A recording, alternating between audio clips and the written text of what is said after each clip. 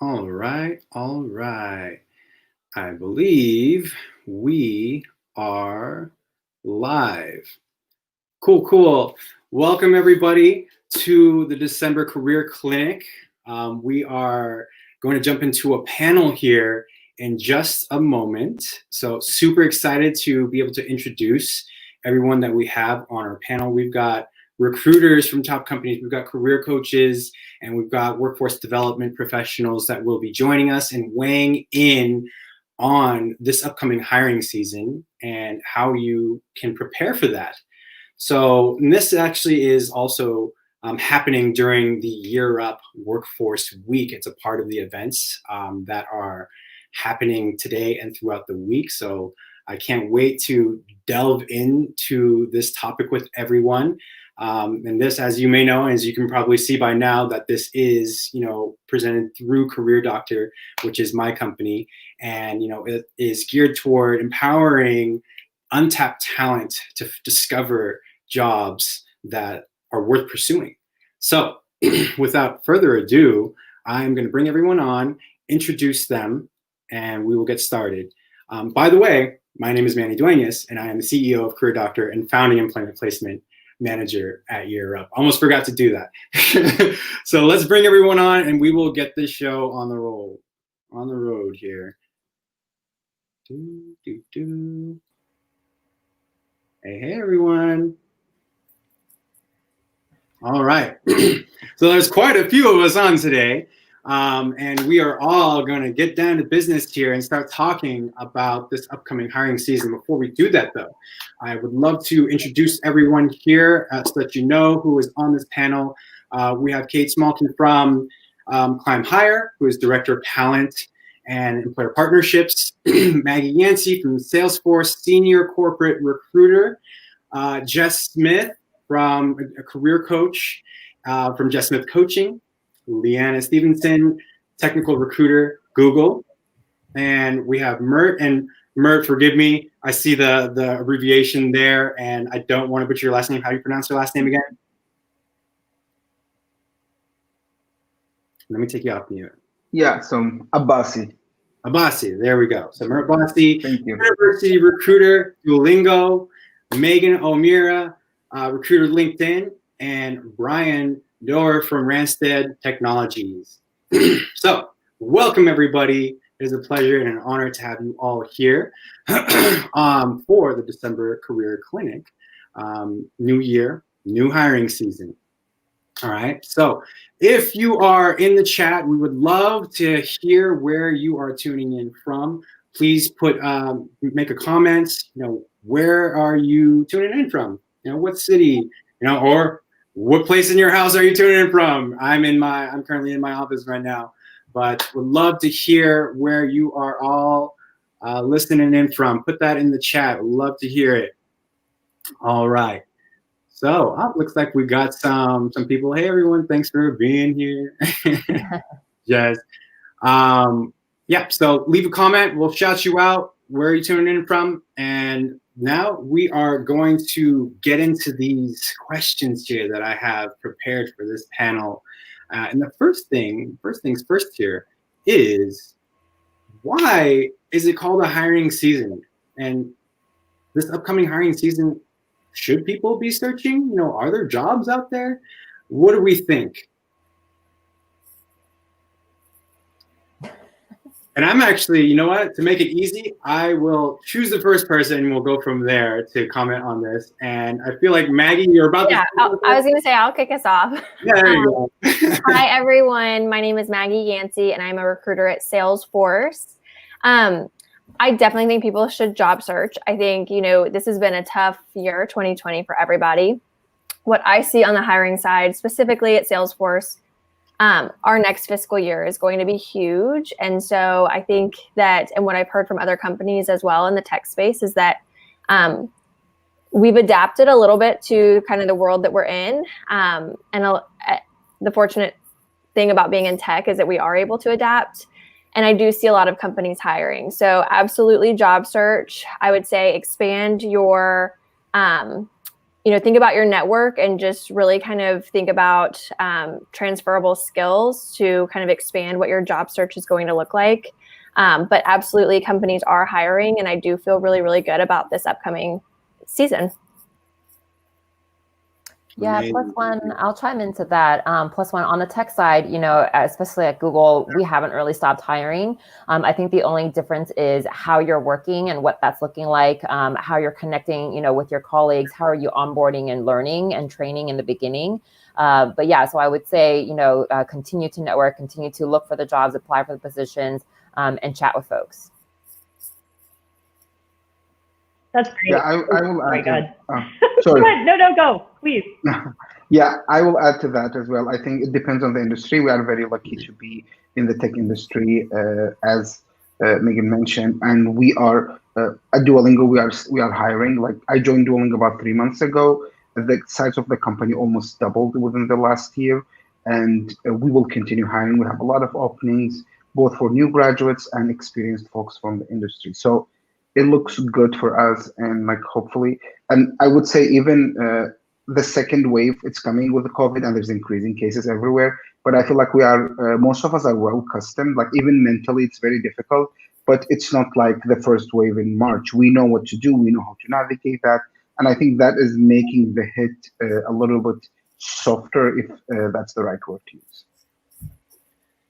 And I got something to add as well. So there are many companies, so my name is Brian. I'm a recruiter with Randstad, and we partner with various clients who are companies throughout the United States, mainly in the tech industry.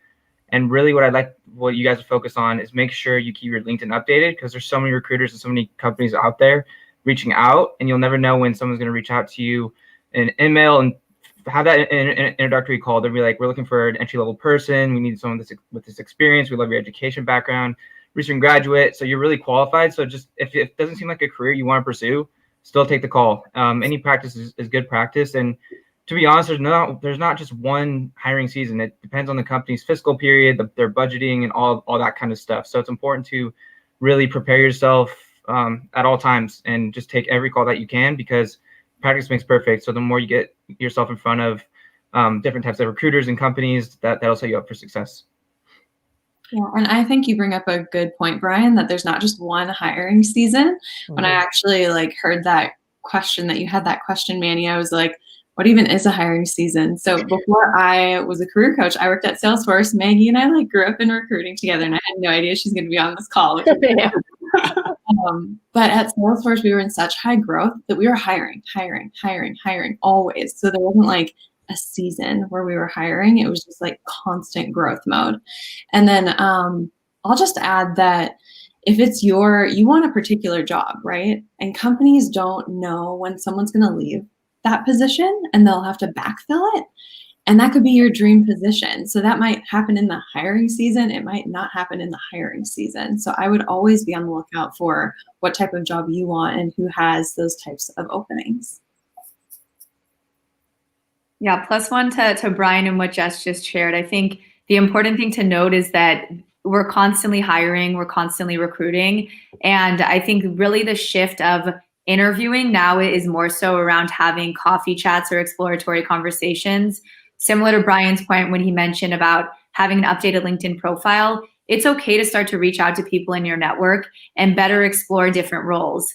That doesn't mean it's an interview, rather it's more so a networking and a kind of a place to create more of a community. So I think if you're out searching for a new role, or if you're not, you're just wanting to kind of learn more about the tech space or what others are doing, it's always good to reach out and start to build your network, especially on LinkedIn.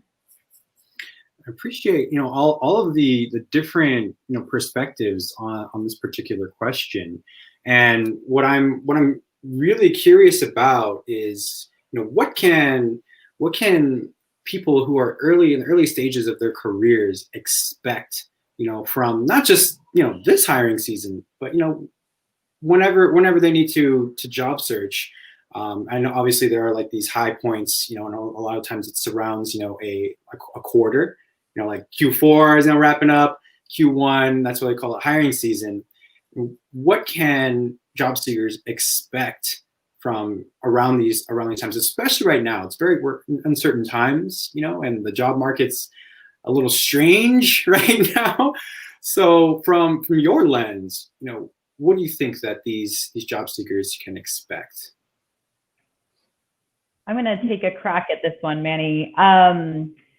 So, I think there's a couple things to consider. It is definitely a competitive landscape. I mean, we have the recession looming. It's not totally behind us. That said, this is the time for people from non-traditional pathways or early in career to really put themselves out there. I think if anything, has happened in 2020, it's that companies are really opening up the aperture for non-traditional talent, right? This is the time. If you have transferable skills, if you come from a non-traditional pathway, if you don't have a college degree, look at the new collar economy. I mean, if you look at IBM in 2017, 20% of their hires were for new collar jobs that don't require a college degree. So I'd say this is the time to research what those are, do your skill mapping, be proactive, get out there, because the demand is there. I see it every day. I'm talking to hiring managers all day, every day, and the demand to fill out the entry-level ranks is definitely there.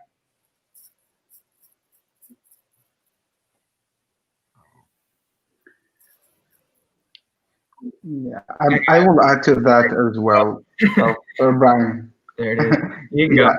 Yeah, okay. You go for it. Yeah, no worries. I will add to that one as well. I would say looking at the times of the calendar. So since you are asking specifically for college students and interns and entry level, which I assume new graduates, is the university's timeline is very important. So what time they, one of the things a lot of companies do offer, give the candidates offer, and they will be you have to 15 days to make a decision. They need to be really in touch with their career services to know about that and know about the deadlines. For now, one of the things that I noticed recently for interns specifically, we used to have summer interns. Now there are interns there are summer, winter, and spring interns because everyone is doing their school online. So there is more opportunities for interns, and depending on the company and what's the hiring time frame for the company, is definitely a good time for interns and for college students and new graduates specifically. I would suggest starting early. It's always good to start early, not waiting last minute, because as my colleagues all here said, it's a competitive landscape. There's a lot of changes happening, and one of the important things to keep up with this is the timing, and keep trying again and again, and to be ahead of the curve. Yeah. Yeah, plus one from a timeline perspective. Also, do your research, right? Every company, in terms of their interns or entry level, specifically with interns, there is a cycle for the application stage. And typically, I can only speak for Google. If you're looking for, let's say, a fall internship, they start the application process and the interview process in spring. So anywhere between 6 to 9 months before the actual internship start. I've had ton of students reach out to me saying, hey, I'm graduating next month, tell me a little bit about your internships. The application process is already closed. The students have already aligned, to the teams. And so do your research, do your homework, and kind of understand the timeline and when to put in those applications and preparation for interviews for internships. I actually want to pivot from right there because I think that's a great segue into the next question here. And that question that I wanted to throw out here is, how can people prepare for the hiring season, right? What goes into that preparation? Now, from my end at Year Up, we talk a lot about about the preparation that goes into it, and I think that brings a lot of confidence. A lot of people are very unsure of themselves when they get into the interview process or just the job searching process, and I think with preparation, it can go a long way with boosting your confidence and feeling like you're ready. So that's kind of my 2 cents in the bucket as far as how people can prepare. Obviously, there's a lot more to it, and there's a lot to unpack. So let's start unpacking that a little bit. I think. Sorry. Go ahead. I'll just go quick. So I think that one of the most important things that people can do to prepare is to get really clear on what you want and why you want it. And I think that people skip that in preparation. They go immediately to their resume and prepping for interviews, which is super important as well. But I think that step one should be, what type of job do you want? Why do you want it? Why are you trying to move in that direction? Like, those are questions that people are going to ask you. Why do you want to work at our company? Why do you want this position? And you have to be able to answer that. And so if you can get clear on what you're doing and what you want, that makes the rest of your prep work so much easier, because it's all tailored to one direction instead of trying to prepare for this type of interview and that type of interview. It's all concentrated and it all makes sense. So I think clarity is really important. And then I think Brian touched on this earlier too, practice, right? Have conversations, whether it's with your friends or with your family, practice interviewing, practice, as Jess mentioned, talking about kind of what your goals are, what you're passionate about, what your skills are, your elevator pitch, if you will. The more you talk about it, the more natural it comes across. And so you're not spending that time that you have with the recruiter or whoever it may be thinking about what you're going to say, because you've already, practiced this and it comes naturally to you. I would say that just when you're answering questions, be confident in yourself and just get comfortable talking about yourself, because a lot of times it's hard to talk about yourself and you'll kind of like oversell yourself, whatever the case may be. Once you develop, a foundation of knowing your skill set and your capabilities, then you can just like let it go smooth flowing, and you don't have to never oversell yourself. So if you don't have experience in something, it's okay to say no. It's okay to say no. Not everyone expects you to be perfect. So just make sure you know what you know, because people can see right through when you don't know what you're talking about. So always always stick to your bread and butter and just get really comfortable of sticking to that bread and butter. On that note, just to share a little personal story, I actually was declined from Salesforce the first time that I interviewed, and I came back and interviewed with the same person again. So I did just that. I sold myself and really honed in on my transferable skills. So I really cannot preach that enough.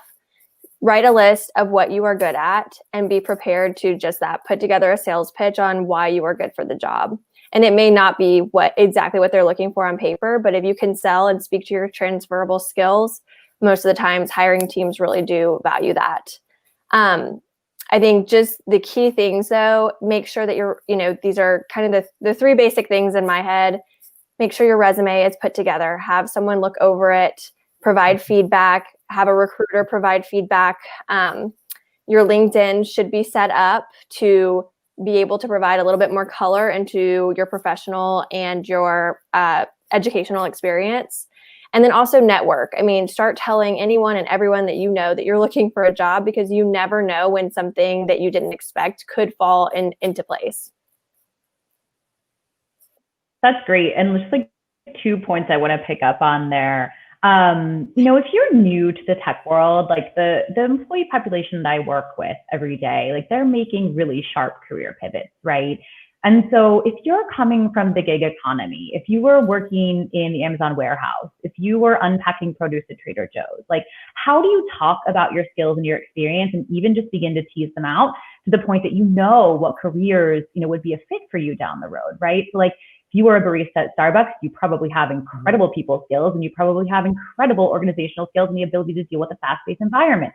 So think about that and how you're going to talk about yourself in that way, because it's happening. I mean, at Climb Hire, we've got, scads of people going into a really high growth mortgage, like online mortgage solution company, like super high, fast growing startup.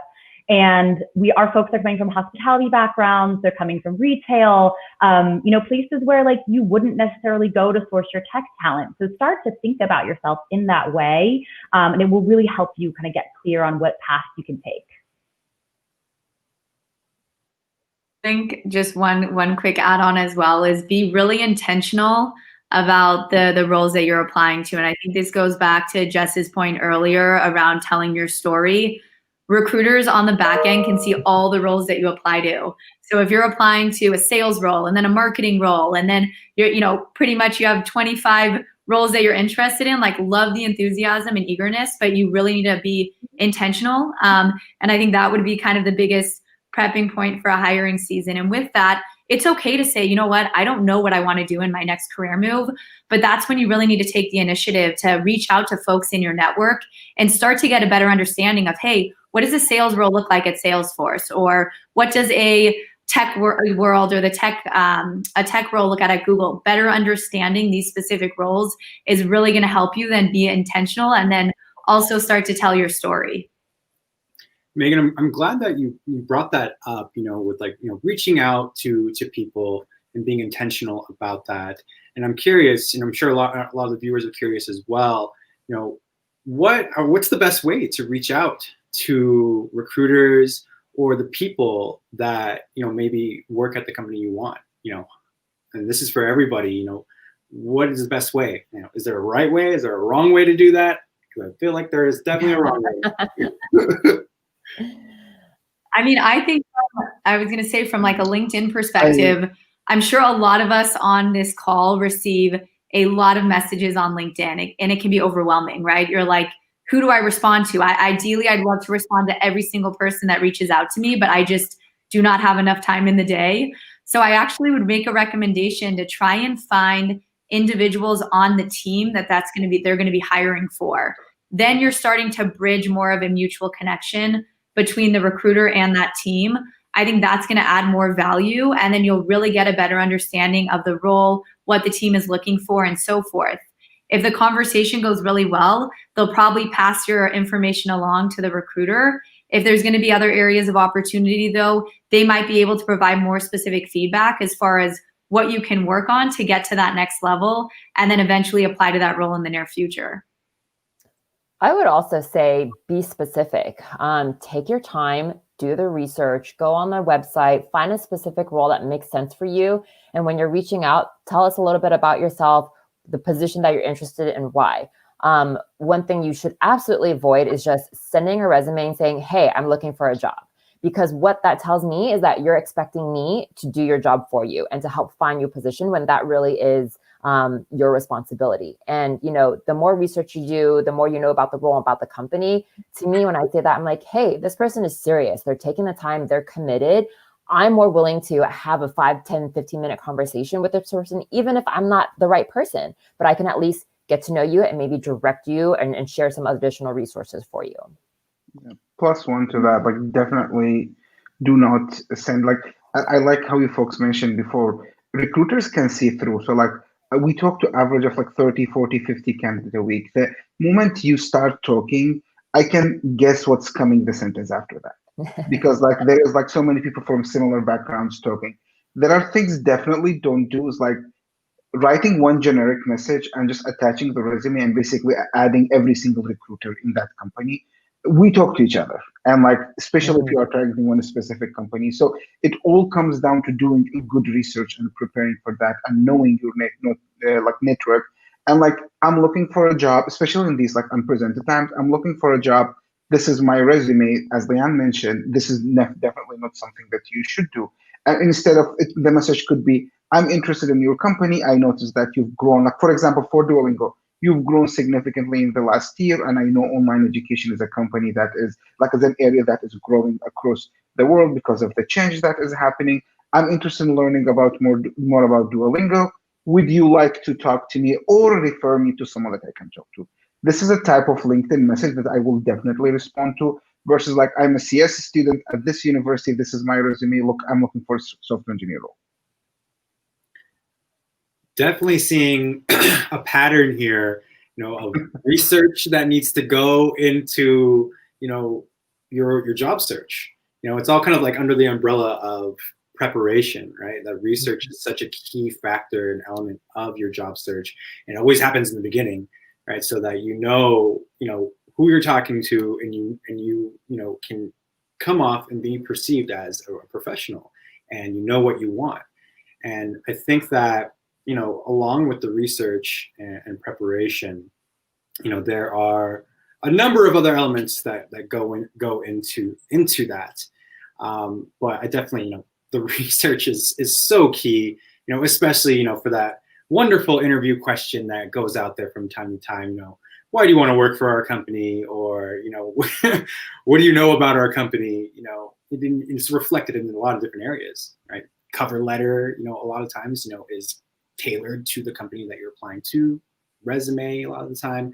So super important, that research aspect, you see it as a common theme throughout job searches. It's not easy, a lot of work, effort put into job searches. With that, I do want to take us to the next piece here. And because, we started hinting at it with, some of the responses here. Applying to jobs versus networking in this new hiring season. What would you all, expect or want people to do? Is it one or the other? Is it both? What do you think? This is my absolute favorite question.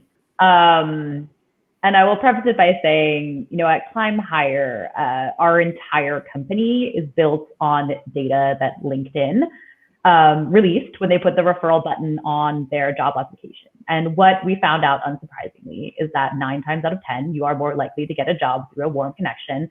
And I'd actually just do like a quick poll of the panel. Like, can you raise your hand if you ever have gotten a job through like a social capital connection? I mean, and like, yeah, me too, right? Almost all of them. And so there's really some power in that, right? So I would say like, this is the time, if you feel your resume doesn't pop on paper, if you feel like you're stuck in the ATS, in this system, reach out for those informational interviews. People love to talk. They love to talk about themselves. They love to talk about their jobs. They will be more than happy to help you build that social capital, right? And so look for it in unlikely places. If you're working for a family and you're looking to transition into, an upwardly mobile job, like reach out and ask them for help. People will do it. And so I would say social capital opens doors, and then those doors lead to job opportunities. So the more that you can do that in a really intentional way, and all of the wonderful ways the panelists have shown you, do it, because it will pay off in spades. Yeah, I think you definitely should be doing both, but networking is going to be huge because one, you can learn a little bit more about the company, about the role itself to see if it is the right one. They know about specific job titles that may reflect differently in the public, right? So if you're sending them and talking to them about your background, they can tell you, oh, you know what, this job might not be what you think it is, but here's something that is a bit more aligned too. One thing to add, and I don't know if this is the right time to talk about this, or maybe it's a question down the line, but when it comes to networking, also be very intentional about that too. Don't just reach out to someone and say, hey, I saw this job at Google. Can you help me get it? Or can you send me to the right person, right? Reach out to me and let me know like, hey, I am very curious to learn a little bit more. Do you have some time to talk to me about that? And I'm always happy to have a conversation, and at the end of that, I get to know you a little bit better. Then I feel more comfortable sharing your background or referring you or getting you into this, whatever it may be, because I know you as an individual, not just some random person who's reaching out to me. Yeah, and I totally agree that there should be applying and networking, right? You kind of need both of them. But I think what happens for job seekers is that we get a little fixated on applying because it feels like we're making progress. Where you can say, I applied to 10 roles this week, right? So you can say that you made the progress, whereas networking, it might not always be so tangible because you can reach out, but you don't know who's going to respond. You don't know how many conversations you're going to be able to have. So I think part of that is why people get fixated on the applying. So just remember that you do have to break up your time between those two pieces, and that the networking is going to be really powerful, and to not forget that when you're going through this job search cycle. Yeah, plus one to that, I would say from my personal experience, I used to work in higher education, and Duolingo was on my radar for more than 2 years. And it took a long 2 years until I reached to that point. And I would say the main component of that is always keeping an eye on Duolingo. Always, it was like also going back and trying to network with friends of a friend who one of them ended up referring me. And that's the way that I got the job. But like when I was, for example, interviewing, knowing your company is very important. So one of the key things about Duolingo is the headquarters in Pittsburgh. And Pittsburgh is not an easy city to sell. And it's definitely an underrated city, but it's not San Francisco or Seattle. It's a different place. And just during the interview, when one of the questions was, let's like role play and tell me about why, like if I was a candidate and I told you I don't want to come to Pittsburgh, what would you say? I did a research about like the last 10 years of Pittsburgh, including elections, like the education level and a lot of stuff, and that I started sharing them. So that shows there's interest, there's a lot of research has done, and there's a lot of preparation for that. I think that with networking, I think is so key, especially right now. I mean, the majority of things are virtual. You know, we're all living in this like virtual kind of world at the moment, you know, working remote, and a lot of things are kind of just landing on LinkedIn. Shout out to Mo, to Meg, and everything is just happening on LinkedIn. People are networking on LinkedIn, you know, job searching through there, and in places like Indeed and Glassdoor, and even myself, you know, kind of similar to some and echoing what some of you said. The past 2 jobs that I got, you know, were through networking. Right at Year Up, I got because I was actually volunteering at Year Up. You know, before I started, I was volunteering, and I saw a post from one of the people who worked at Year Up that they were hiring, and I reached out for an informational interview. Prior to that, I was working at Coding Dojo, and I actually reached out to the person who was in the job that I wanted to work in, and had stayed in touch with them over the course of 6 months. And then finally, they started hiring, interviewed, and got the job. So, you know, networking, you know, is definitely one of my favorites, you know, when it comes to job searching. And I think super duper important. I don't know what that figure is nowadays, 85%. It might be more or less in terms of people who are getting jobs through networking. But that's the number that's like kind of been circulating for like the longest time. 85% of people are getting jobs through networking. And, you know, there's the figure, 70% of people are getting jobs through knowing someone in a company, a specific company that they applied to. So that might be different nowadays because of the way that the job market is, you know, kind of functioning at the moment. But, you know, networking so key, and want to encourage everyone who's listening to really put, you know, effort into that area of your job search. It may be uncomfortable, you know, at first, but it's just, you know, the repetition is key, as it is with everything else in your job search. Repetition is what's going to get you the job. Delving a little bit deeper, maybe kind of going underneath the hood of, you know, applying to jobs. What should a resume look like? You know, I think a lot of people will have different types of formatting, different types of resumes that are circulating on the internet. Is there a right one, a right type of format? And especially from, you know, like recruiters and anyone who's, you know, worked with candidates, is there a right one, a universal one that we should be using? I don't necessarily think there needs to be a specific template, but in terms of how things flow, make it easy to read. Really highlight some of your accomplishments and your achievements kind of at the top. Don't have your resume read like a job description, right? I don't need to know what you're doing day to day. I want to know what you've accomplished, what your impact is. I would add too, for formatting, like leave some white space. I felt like when at the point in my career when I was looking at 200, 300 resumes a week, recruiters are looking at so many that when you open one and it's just like this monster block of text, it's like, oh my God, I have to close this and come back to it. So like leave some white space, break things up, or I'll have people even put like a 0.2 font between the bullet points to even like give that some breathing room so people can like with their eyes like digest it. So leave some white space. Yeah, going off that, there's like this social stigma that your resume has to be 1 page, no longer, or else people won't look at it. That is not true at all, especially in today's day and age when everything's so virtual. People can just scroll through a piece of paper and it's not a big deal. People will take the time to read it if there's good content. So don't oversell and like list every single thing you did.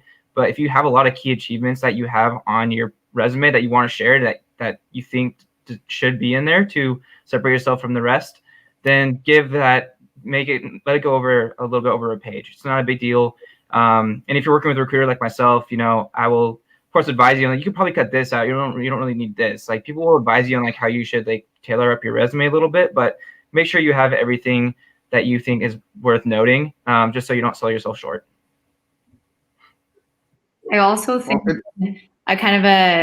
obviously I work out LinkedIn, but I think it's really important to link your LinkedIn profile to your resume. And I think, you know, in the upcoming years, I'm hoping that with colleges and other folks that are giving career advice, that they are letting students, interns, any job seeker know that it's really important to actually link your profile to your resume. I think why this is there's been studies that have shown that recruiters typically spend anywhere from 30 seconds to 1 minute reviewing a resume. And so think back to the time when you were building a resume. you spent probably hours crafting it.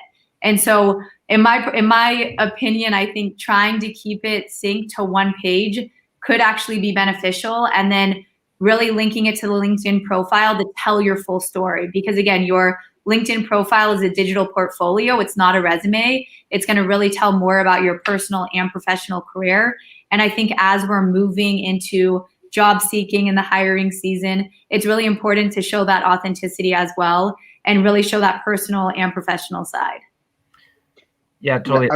Going off that about LinkedIn, make sure you have a profile picture. Make sure your profile picture is public. That really gets the recruiter to put a face to the name, so it makes it more personable. And I'm like on LinkedIn, and I see someone without a picture, I'm like, is this person even real? Like, you authenticize yourself. So it's important to like make sure you're a real person, even though you obviously are. But just having that face to a name really helps and can help build a better personal connection. Yeah. Also, make sure the details, the dates match your profile as what's on your resume. I can't tell you, sometimes, people, I mean, it might just be off a little bit, but again, it's all in the details. So double check that. Yeah, I would say, like, thinking about, I always, if anyone asks me about how the resume should be, I would say, think about why would anyone spend more than 10 seconds looking at your resume? Mm-hmm. What is interesting in your resume? Think about someone who's reviewing 250 resumes a day, and what will make you stand out with these 250 people. And I think aside from that, research is also another like important thing. I'm very pro doing research about the company. So for example, starting with doing, like, for example, if you're applying for a recruiter role, what type of resumes there are for recruiters? Are you a technical recruiter? Are you recruiting recruiters? Are you a business recruiter? You've done that. Second thing, you are applying for Google, for example, or any company. Like, what are the importance for this company? So for example, when I was at Google before, Google it's very metrics driven recruitment. So you don't need to write like, I managed like a pipeline of diverse candidates. I did this and this. Like, I interviewed this number of candidates. This was my conversion rate. This was my contribution. So again, being very specific about what industry you're applying for, what role you're applying for, what company you're applying for, and reviewing LinkedIn profiles of people who are in similar roles. Mm-hmm. So if you are applying for a technical recruiter role at Google, or you are a university recruiter role at Duolingo, go and find the team. Like, LinkedIn is there for you to look. It's a resource, and use it and utilize it. I think that I opened up almost like a can of worms there with the resume question. I know we could talk about that all day. We have so many different experiences around resumes, what they should look like, and what we want them to look like. Now, something that's highly related to the resume is cover letters, right? Now, especially today, I think a lot of people are curious, and I get this a lot from Europe interns. Should they have a cover letter? What do you all think? Is this something that is still needed today? Or is it only needed in certain situations? Oh, Maggie, I think you're on mute. Sorry. I'd be interested to hear from some of the other panelists on this, actually. So I do think a cover letter is useful, especially if, like I was mentioning before, if you want to highlight transferable skills, or if you want to touch on something on your resume that you, again, would want to highlight or explain a little bit better. For me, moving from education into the tech space, like I had a cover letter explaining why I wanted to do that transition. With that said, I do think that if you're into large companies, LinkedIn, Google, Salesforce, really large companies, like they were saying earlier, recruiters do take sometimes 30 seconds to a minute to look at your resume. I would say still submit it, but I think that the timing that it's really important is that when you're trying to explain something on your resume or go in a little bit deeper on something. A Google perspective, and more so a personal perspective, right? Because I don't, I don't represent all the recruiters at Google, but I think have one ready because it is a great way to tell your story. But I personally don't look at that. And I don't know if that's just the way our system is set up, the way you upload your information. In some cases, I think a cover letter, which you can translate just into an initial message when you're reaching out to someone for networking, right? Again, you're telling your story. So it's useful to have one. I personally don't find it useful for the roles and the recruiting that I do. Yeah, going off that, most companies we work with don't really require a cover letter. It's definitely good to have for sure, but it's not really a focal point, especially in today's world. A lot of times, going back to the LinkedIn conversation, LinkedIn's basically a cover letter these days. So as long as you align your LinkedIn profile with your resume, that's a really good selling point to sell yourself, because it shows like you're organized and you actually give a care about how you present yourself in the professional world. And so really just, I can just talk about this all day, but really make sure your LinkedIn's up to date, good to go, looking like a resume, very presentable, and that represents you, because you have a little about section you can put in and stuff, and there's so many cool features you can add to it. So LinkedIn's like it is already the biggest thing, and it's going to continue to be. So just make sure your LinkedIn's good to go. That's really interesting, and I'm seeing, from kind of the external workforce development / recruiting perspective, that they're required probably about 50% of the time. And when they are, I say, like, that is your time to showcase, right? Like, what are you going to tell me that is a compelling story, that is a reason why you should stand out from the pile? What is it about the company's mission that resonates with you? What is it about this role that you think makes it such a perfect fit for you? And I would say, aside from when that's requested on application, like some of my co-panelists said, when you're networking, if you get a warm introduction to somebody and there's a possibility of a role, use that as your opportunity to create your cover letter. It always helps, and it will never hurt. And I think it's a really good time to showcase your story and what it is that may not be apparent right off of your resume.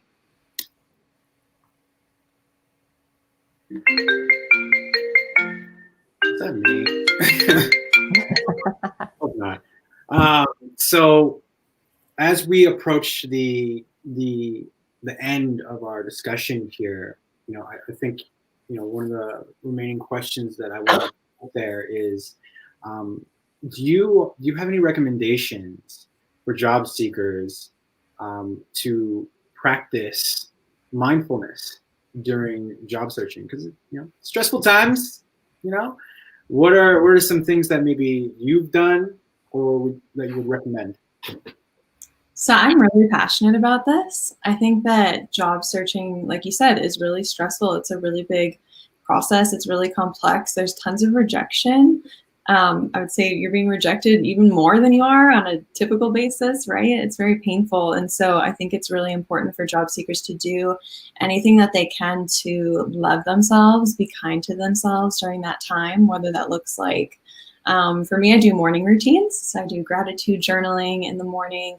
Some people love yoga. I try to get all of my clients to do a morning routine, to just have that time for yourself in the morning, blocked off. And then, you can move into your job search after that. But I think setting your day up and doing something for yourself first is really important, because job seekers can allow, especially if you're unemployed, right? It can really easily take over your life. So I think just being mindful of what you're doing for yourself during this time is important too.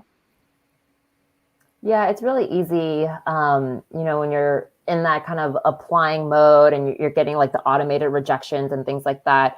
It's hard to, take it with a grain of salt, right? But if you are feeling, really down about it, it's okay to take a day. Don't apply to some positions, don't network, just give yourself a break, kind of reset and then come back to it.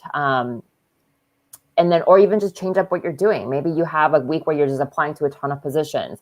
The following week, maybe don't apply, maybe follow up, maybe network, or just talk to folks, have those info chats. So it's a little bit of a less pressure, and just, continue doing that. But yeah, change it up, and it's hard, but keep at it. I would say setting daily goals, that's important. So I was between jobs at some point in my career, and I was like applying to 5 to 6 jobs a day. Didn't go beyond that, but I was being sure that every application is very thorough, and I'm just not just submitting the same resume everywhere. And instead of just being stuck between me and the computer and the resume, add like twice a week coffee in person. Reach out to people who from your network, similar, for example, friends from grad school, or like people who you worked with before, and just ask them for like 15-minute chat to tell you if they have any advice for you, to catch up with them. So just going beyond just being you, the computer, and your resume, and constantly applying, because I could apply for like 30, 40 jobs a day, but that doesn't mean that I'm doing the right direction. And also following up this, for example, like I had an Excel sheet of like the companies that I wanted to work for, what type of jobs I'm applying, do I know anyone, did I contact them, what is my level of connection with them, are they just friends of friends, or are they someone that I know in person? So like anything that will make you having a process, and you get involved with more people in the process instead of just applying through a website constantly. I also just think, going back to Jess's point, like rejections do happen. And I think rejections, excuse me, also can open up the door for new opportunities that you didn't even imagine. So don't get discouraged. Again, like I know it was said earlier, it's easier said than done.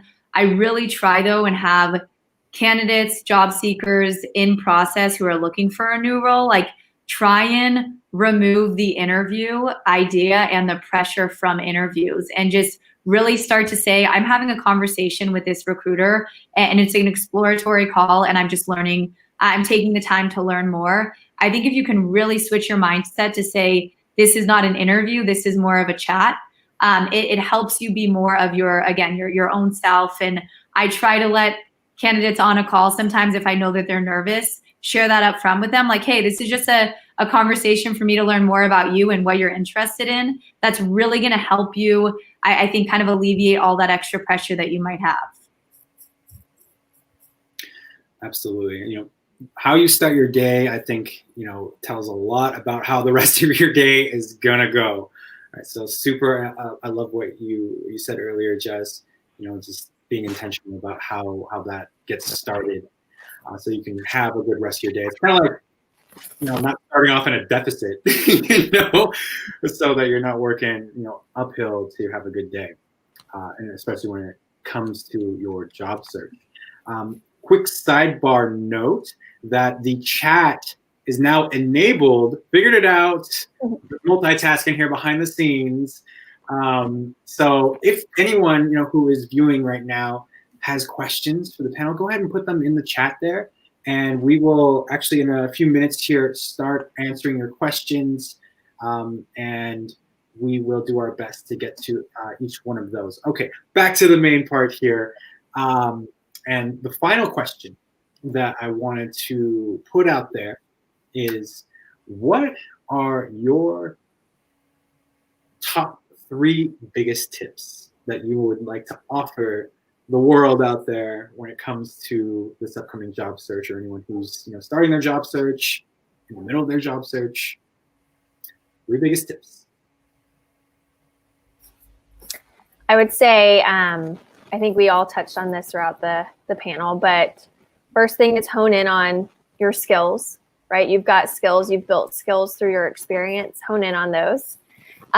Utilize your network. And that doesn't mean someone that has this amazing job that you want. That could be your next door neighbor who may have someone to introduce you to. So utilize every relationship that you have. And I was going to say, be yourself. We have all been job seekers. Any professional has been on this side of the table. So, you know, someone mentioned earlier, if you don't have a certain skill, it's okay to say, I don't have that. So just really be yourself and try to make the conversation comfortable. And if anything, try to learn something from the conversation and see if it can get you towards your goal. I would say for me, my top 3 would be clarity. Again, I'm a big clarity person. Get clear on what you want, know what it is, be able to articulate it. Second tip I would say is practice. Again, practice articulating it, practice like your interview questions, practice all the things that you want to say to these people. And then third, I would say just take care of yourself through the process. It can be lonely, so find community if you need that too. There are lots of people on LinkedIn in lots of different chats and posting different things. So maybe that's a way that you can connect with other job seekers to eliminate some of that loneliness and not feel so isolated in the job search. So just take care of yourself through the process. Yeah, I would say be sure that you are doing your research and you're doing very targeted application for jobs and whatever you are looking for. Secondly, utilize your network and be sure that you are connecting with people, asking for help. As my co-presenter mentioned, it might be lonely times, so be sure to ask for help from your network. Sometimes it might come from people that you would not expect them to help you, and it definitely happened to me in my life before.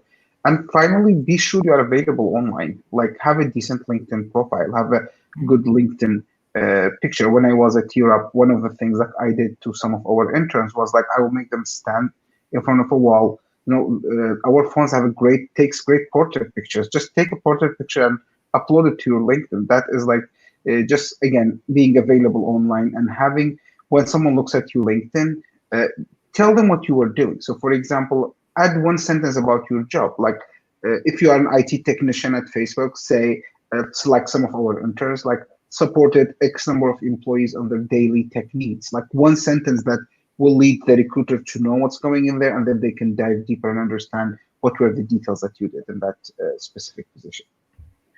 I'm going to pause right there because I do want to be able to get to the Q&A portion here. And because I'm the host, I'm going to add in my 2 cents here. Top 3 things: network. Please network during this upcoming hiring season, and when you are job searching, it is so key to do. It's probably one of the most important things to learn how to do, to get familiar with doing, and really execute on doing it this upcoming hiring season. So without further ado, for the Q&A, if you have questions, please format it in this way. So you put question and then your actual question so that we know that it is an actual question, so that we can get to it. So we're going to spend the next few minutes here getting to those. So I actually will post them to the screen here. So first question that we have is from, looks like Bobby, and I'll put it right here. So hi all, this was super helpful. My name is Bobby Brown, interning at LinkedIn and actively job searching. What sets winning candidates apart from others? Let's say maybe 1 or 2 responses to this. I think we all touched on this quite a bit today, but someone who is prepared, has done their research, done their homework, rather than send a generic message or application through. And then if I could add one more thing, just being able to separate yourself in terms of like what you accomplished personally. What did you do better than everyone else that you worked with? What sets you apart from being the best employee from your past positions, so you can transfer those skills to your next role. So it's really good, and it's really good to leverage yourself and letting the recruiter, whoever you're talking to, know how you're able to differentiate yourself in previous positions. Absolutely. And confidence, I think, goes a long way in the interview process. You own that interview, you go in there like you own the building. And that confidence, guess where that comes from? Preparation, right? We talked about this in the beginning. You're prepared, you give off that perception of confidence. So that's what's going to, one of the things that's going to set you apart from other candidates is just having that, preparation, having done that, so that you can be more confident in your job search and the interviews that you do. Next question here is from Devin. What's your take on letting applicants know the results of interviews? For example, if they weren't selected, have you heard stories of people getting deep in the process being ghosted by employers? I'll add on to this because I hate seeing people get ghosted. Full transparency, and this is how we kind of operate and run our interview process at LinkedIn, especially I say really close to our candidate experience. If you did apply to a role and we reviewed your application and we pass on you, typically we're not going to share why, because we just have a high volume of applicants to get through. If we have an initial conversation or you're moved to another round, let's say with a hiring manager or an on-site, we always try and send follow-up feedback. If candidates request and ask me, hey, do you have some time to hop on a call? I always am willing to hop on a call and share that feedback. I think it's really important. And it's something that, we really do believe in. Feedback is a gift. So Typically at LinkedIn, we will hop on conversations and share specifics as to far as what we can move forward for that position. That's great. And I would say ask, right? Ask for the feedback. The worst that's going to happen is that somebody's going to say no. And it's important, right? To me, as having worked both agency and now like in-house and workforce development, there's nothing to me that's more demonstrative of a growth mindset than somebody who asks for the feedback, right? And you take that, you incorporate it, you get stronger. I can't tell you how many times I've seen that play out throughout the Climb Hire program, and that those people who applied themselves and incorporated the feedback got their jobs and increased their salaries 3x, right? Like it works. So ask, always ask. To me, that would be, a great sign of tenacity. Absolutely. Yeah, definitely agree to always ask. I also have one more thing to point out, especially with my industry. I work in, with a staffing agency, so we work with many companies throughout the United States, and a lot of times we get ghosted too by them. Like we'll get someone that gets feedback or that interviews, and then we don't hear back, and then they fill the position. So a lot of the times we're kind of treading water, trying to figure out what's going on.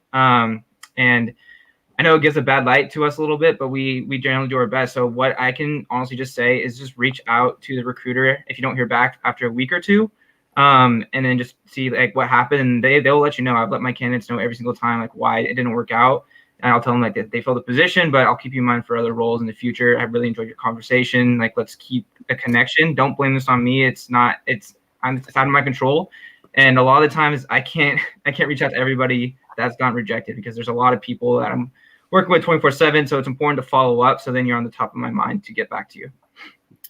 Feedback, following up, super key to answer this question.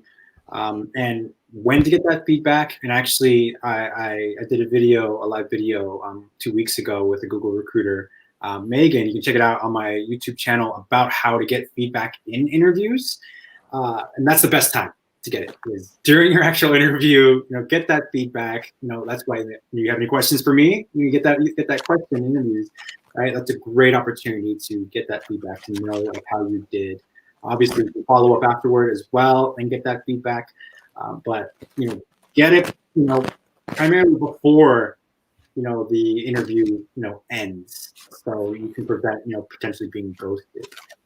Next question here, and actually just so that we can be respectful of everyone's time and mindful of that, I want to hear one person respond to this, because we do have a few more questions here, and what you think this career should do. So I'm currently volunteering for an HR organization.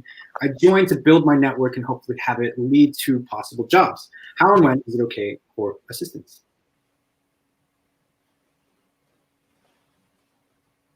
And that last piece there, how and when is it okay for assistance? Kind of translating that into, maybe when is it okay to maybe use that volunteering as, like how can that benefit you? Maybe how you can reach out to that place that you're volunteering and see if they're hiring, maybe? Is kind of like what I'm I would say anytime. I mean, if you are looking for a job, do not be ashamed to say that you've enjoyed working with the organization and you would love to work there full time. I don't see a problem with that, especially you're already involved with the organization and have built relationships. I would say to that point, be sensitive about who your relationship with the person that you're asking to kind of help or provide suggestions. But I would say that is appropriate if you've built relationships with individuals and internally. Thank you, Maggie, for answering the question. Next one we got here is from Nancy. I was actually on a call with Nancy prior to this call with all of you, and we were talking about her job search. So hi, thank you for sharing. To all of you, I had a question. Do you recommend networking more than job searching? I mean, yeah. I think it's parallel. It shouldn't really be one or the other. It definitely should be parallel. Your job search, networking can help you get an intro or learn more about the position that you're searching for. Networking can also, expose you to positions that might not be posted online. So definitely it's a combination of the two.